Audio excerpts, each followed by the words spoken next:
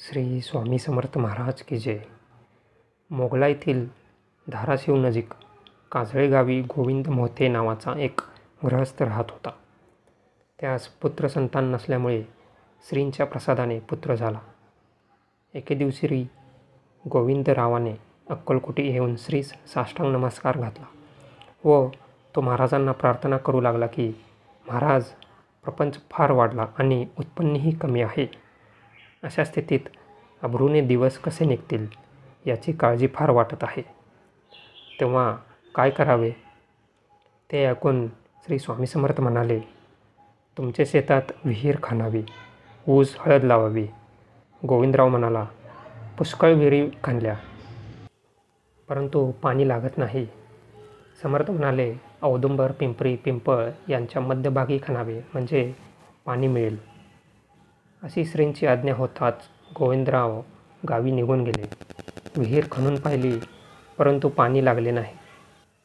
निराश होऊन गोविंदराव परत अक्कलकोटी आले व श्रींची प्रार्थना करू लागले की, महाराज, आज्ञेप्रमाणे खणून पाहिले, परंतु पाणी काही मिळाले नाही. समर्थ म्हणाले, अरे, काया हत्तीचे डोकं फोडल्यावर धो पाणी वाहील. गोविंदरावास श्रींच्या बोलण्याचा अर्थ कळेना व तो विचारू लागला की, महाराज, हत्तीचे मस्तक म्हणजे काय? श्रीपाद भट म्हणाला, अहो, औदुंबर शेजारी हत्तीसारखा दगड आहे, तो फोडल्यावर पाणी लागेल, असा महाराजांच्या बोलण्याचा अर्थ आहे. गोविंदरावास आनंद होऊन श्रींची आज्ञा घेऊन तो घरी परत गेला व तो दगड फोडताच हत्तीच्या सोंडेसारखा झरा वाहू लागला.